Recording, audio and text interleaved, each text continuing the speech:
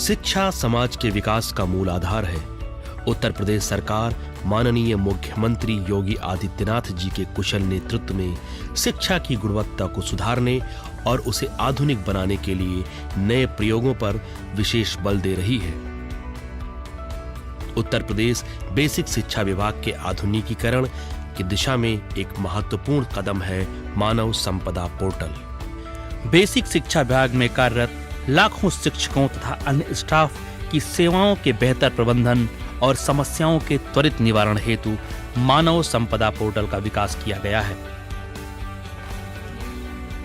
इस पोर्टल के माध्यम से कर्मचारियों की सेवाओं का संपूर्ण लेखा जोखा ऑनलाइन उपलब्ध होगा।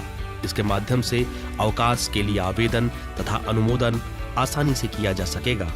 इसके अतिरिक्त शिक्षकों तथा अन्य स्टाफ की सर्विस बुक भी इसी पोर्टल पर उपलब्ध रहेगी, जिसे आसानी से देखा जा सकेगा। इसके अतिरिक्त स्थानांतरण, वेतन तथा एसीआर भी शीघ्र ही इस पोर्टल पर उपलब्ध होंगे। आइए समझते हैं कैसे काम करता है मानव संपदा पोर्टल और इस पर आप अपनी जानकारी देखने के लिए क्या करेंगे। इस पोर्टल को खोलने के लिए सबसे पहले आपको अपने कंप्यूटर स्क्रीन पर इंटरनेट एक्सप्लोरर अथवा गूगल क्रोम खोलना होगा।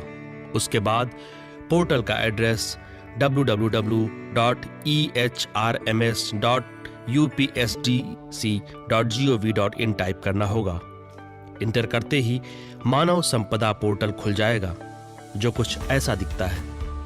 अब इस पोर्टल पर किसी भी जानकारी अथवा सेवा के लिए आपको एक लॉगिन आईडी और पासवर्ड चाहिए। आइए जानते हैं कि आपको आपकी लॉगिन आईडी और पासवर्ड कैसे प्राप्त होंगे। लॉगिन आईडी के लिए पोर्टल के दाहिने कॉर्नर पर पब्लिक विंडो टैब में फैक्ट शीट पर क्लिक करें। अब आपके सामने एक नया विंडो खुलकर आएगा, जिसमें दो ऑप्शन मिलेंगे। प्रथम क्विक सर्च और द्वितीय एडवांस सर्च। इसमें से आप एडवांस सर्च पर क्लिक करके आगे की प्रक्रिया अपनाएंगे।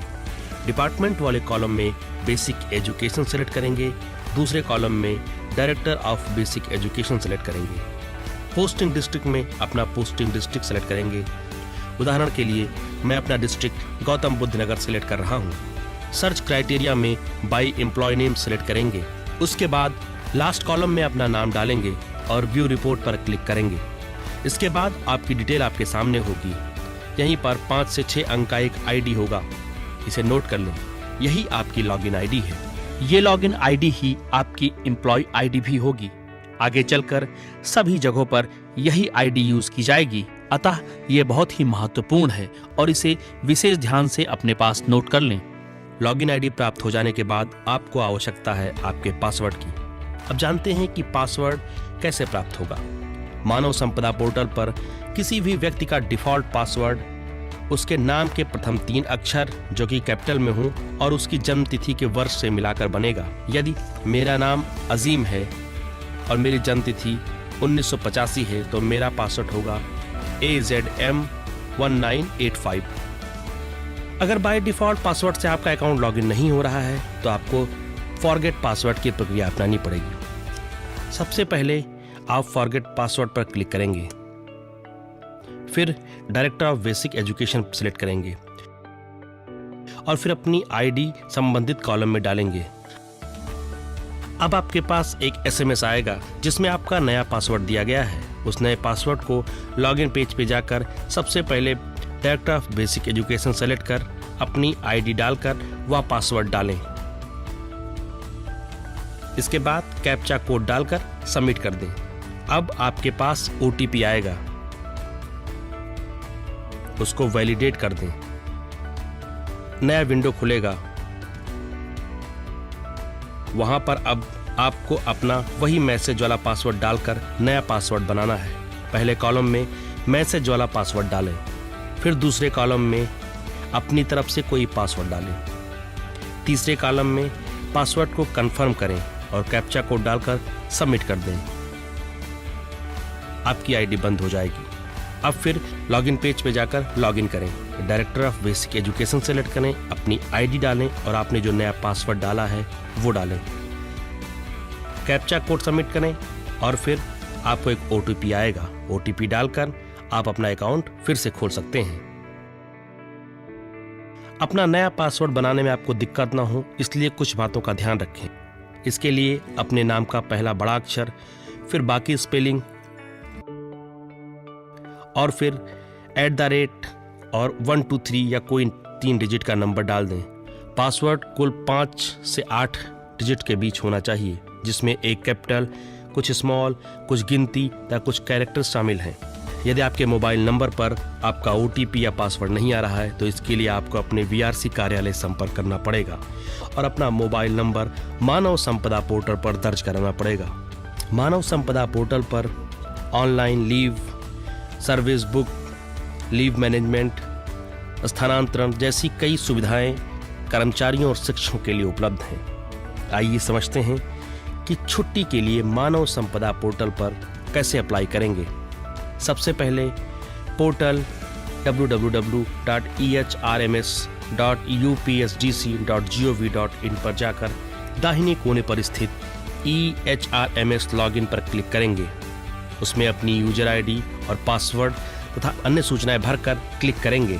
अब आपकी ID लॉगिन हो गई है। ID लॉगिन होने के बाद आपका पेज कुछ इस तरह खुलकर आएगा।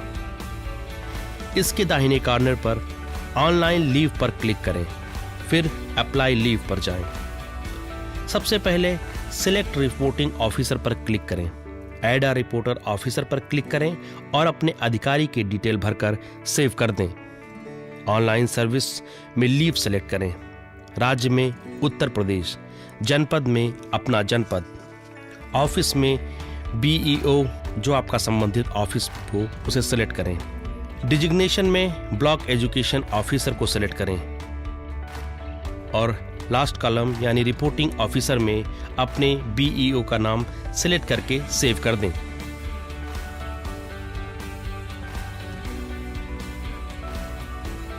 अब छुट्टी के लिए अप्लाई करें। छुट्टी का प्रकार सेलेक्ट करें, कब से कब तक छुट्टी पर रहना है उसकी डेट डालें, छुट्टी का कारण बताएं, छुट्टी में आप कहां रहेंगे वहां का पता लिखें और सबमिट कर दें। CL, medical leave, maternity leave तथा अन्य सेवाओं के लिए संबंधित कागजात अनिवार्य हैं। संबंधित कागजात को PDF बनाकर अपलोड करना होगा।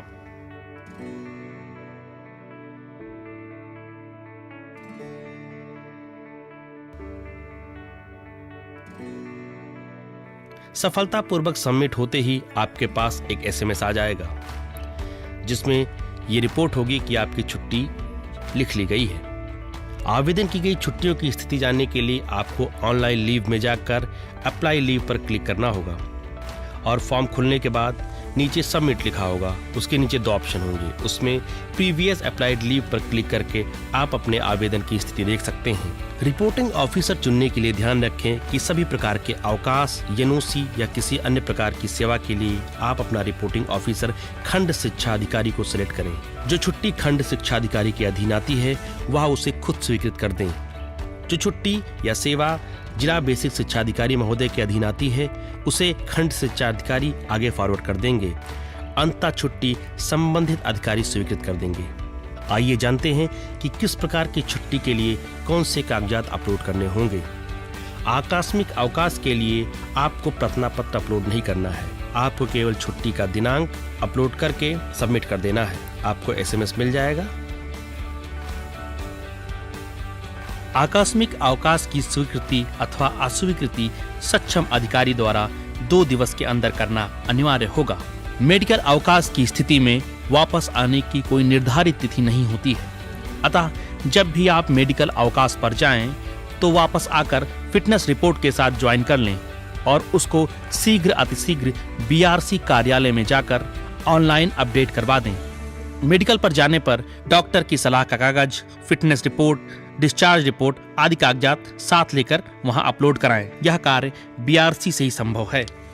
चिकित्सा अवकाश की स्वीकृति अथवा अस्वीकृति सक्षम अधिकारी द्वारा 2 दिन के अंदर करना अनिवार्य है। बाल्य देखभाल अवकाश लेने के लिए बाल्य देखभाल फॉर्म भरते समय आप एक आवेदन पत्र जिस पे हेड के हस्ताक्षर और मोहर हों, एक शपथ पत्र तथा बच्चे की जन्म तिथि का प्रमाण पत्र, यह 3-4 कागजात आपको PDF फाइल बनाकर अपलोड करनी होगी।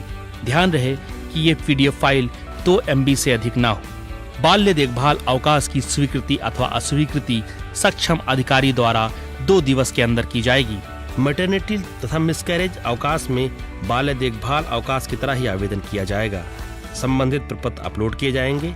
तरीका वही रहेगा, बस सारे कागजात को क्रम से लगाकर PDF बनाकर अपलोड करना होगा, जैसे कि आवेदन पत्र एवं डॉक्टर की रिपोर्ट आदि। मातृत्व अवकाश अथवा मिसकैरेज अवकाश की स्वीकृति अथवा अस्वीकृति सक्षम अधिकारी द्वारा 2 दिवस के अंदर की जाएगी। ध्यान रखें कि जितनी बार आप इस ID पर लॉगिन करेंगे उतनी बार आपको OTP आएगा। उस OTP को सबमिट करने पर ही आपकी ID खुलेगी। इस प्रकार मानव संपदा पोर्टल शिक्षकों तथा अन्य कर्मचारियों की संपूर्ण सेवाओं को आसान और सुविधाजनक बनाएगा।